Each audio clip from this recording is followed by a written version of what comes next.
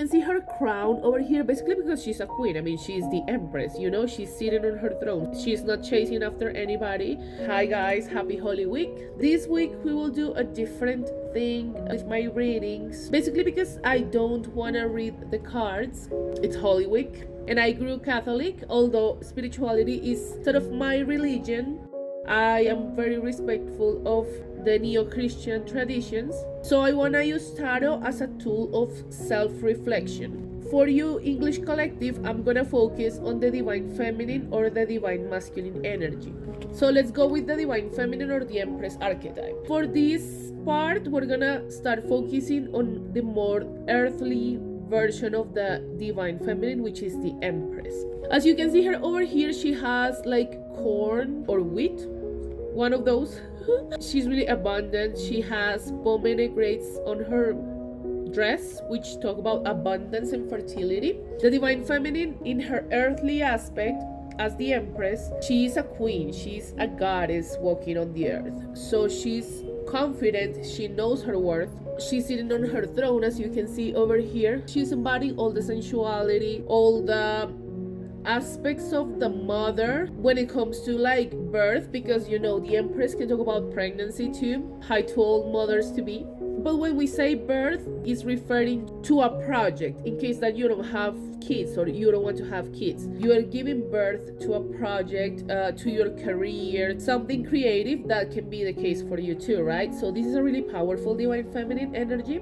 If you can see her crown over here, basically because she's a queen. I mean, she's the empress, you know, she's sitting on her throne. She's not chasing after anybody. She's just focused on herself and she's attracting what she deserves. Take it as it resonates. If it comes to love, abundance, money, health, I don't know. Now, when we talk about the empress, there are 4 words that really caught my eye when I was investigating for you. The words are fertility, expression, creativity, and nurturing. So this is a really creative energy. She knows how to express herself, her needs. And actually, this isn't someone who teaches other people how to treat her. She just removes access when she is not treated as she deserves. You know, she commands the room. She knows her worth.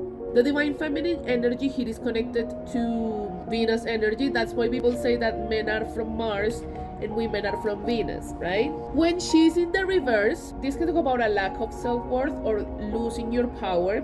We feminines are programmed to sort of lose our power up to a certain extent to men. Especially for women who, let's say that they have an absent father, or they are not surrounded by men who like teach her how to protect herself from men. I'm saying men and women, but remember that this is energy. This is divine feminine energy, but we all carry feminine and masculine energy within us. So take it as it resonates, okay? A straight masculine can be in divine feminine energy too. To be a divine feminine is to be open to receive all the beautiful things that, you know, life has to offer to you. Again, love, health, wealth, you know, take it as it resonates. But going back to the empress in the reverse, she can be really insecure. She is giving away her power, so she doesn't have as much strength maybe to walk away or maybe to stand on her own, because the empress, she stands on her own, she shines.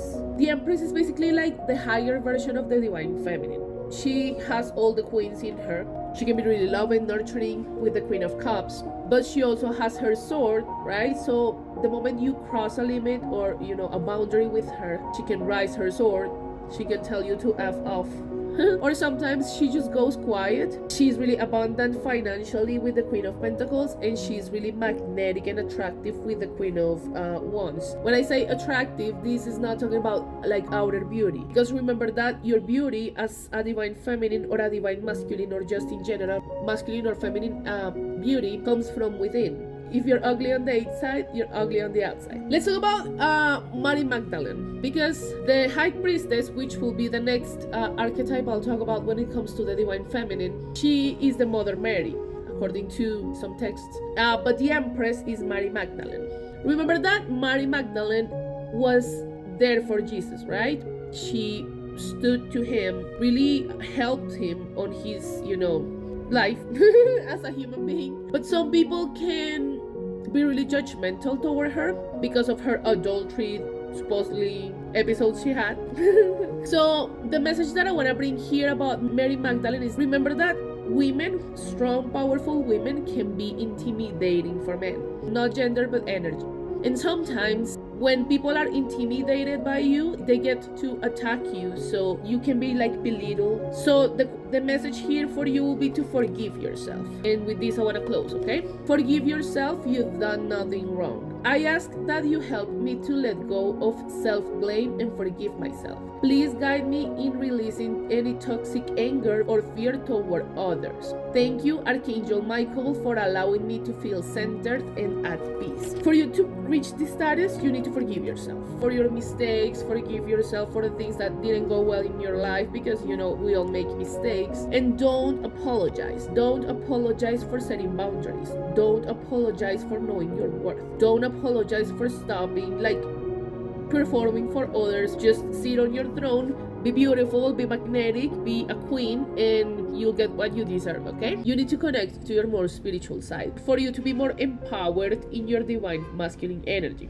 Hi guys, let's talk about the divine masculine. This is the Emperor, the reunion of the four kings, a really stable, grounded masculine, financially, emotionally sure, but also he is a spiritual man or a spiritual masculine. He's a man of God. I'm channeling it that way. But when I say man, remember that this is energy, not gender. Place yourself where you belong. We all carry feminine and masculine energies, right?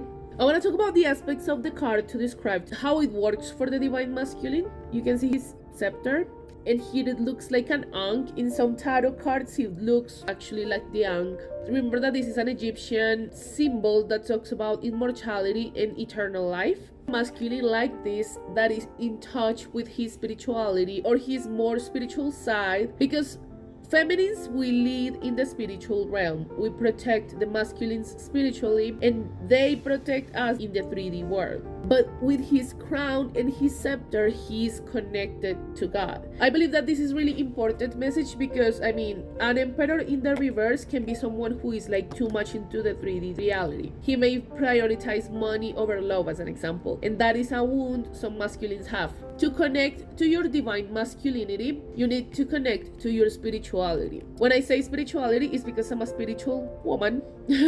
But this can talk about religion as well. Take it as it resonates. His long beard can talk about vast experience, like at work, in life, as a man. The archetype of the divine masculine, it's like a father, kind and sweet and protective. A divine masculine protects the divine feminine, He's protective of her light. He can be really nurturing, although some masculines especially, they have a hard time showing their emotions. But there are so many different ways that you can show that you feel something. 333 can talk about communication with yourself, divine masculine, with your divine forces, but also communication with your divine feminine or in general.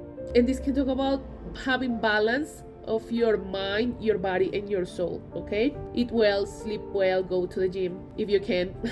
Read a book every now and then, train your mind and connect to spirituality. I believe that is really important message for the divine masculines that are maybe listening to me. You need to connect to your more spiritual side for you to be more empowered in your divine masculine energy. It says here, he guides with a firm hand, but guided with his crown. That can talk about the crown chakra, okay? That's why I'm telling you that there's a lot of spiritual component in your energy. But remember again that the divine feminine rules in the spiritual realm. She protects you, right? When you date or you have a girlfriend, a wife, take it as it resonates, because this is not gender.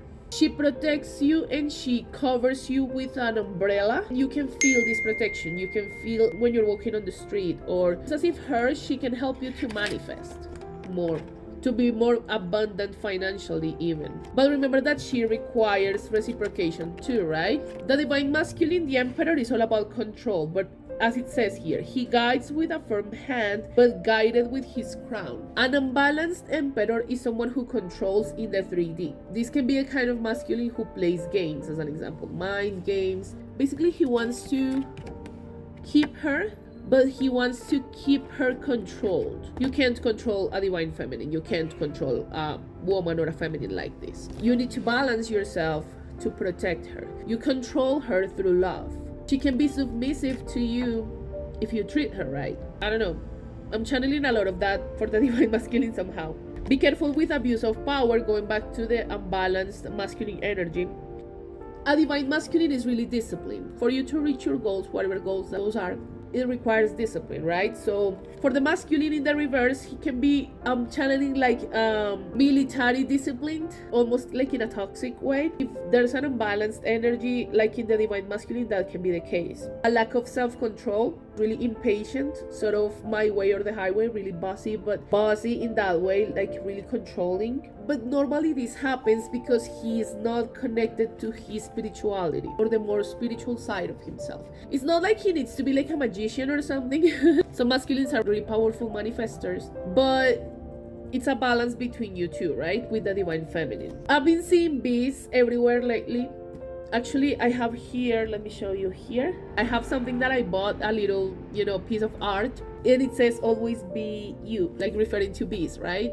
I think I want to channel this message in another reading, that I've been seeing bees everywhere, so I believe that this is something really strong about the divine masculine energy. Many of you divine masculines are like waking up to that role, basically because you had an awakening due to a divine feminine.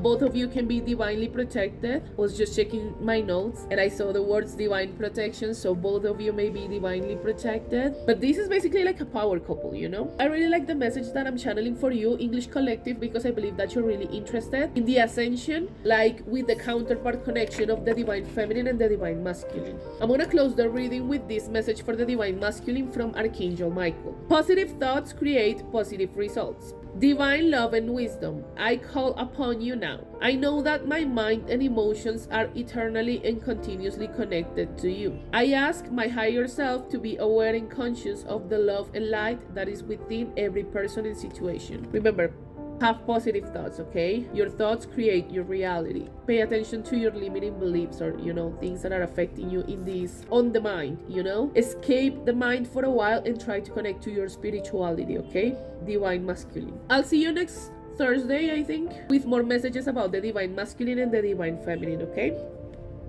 Bye!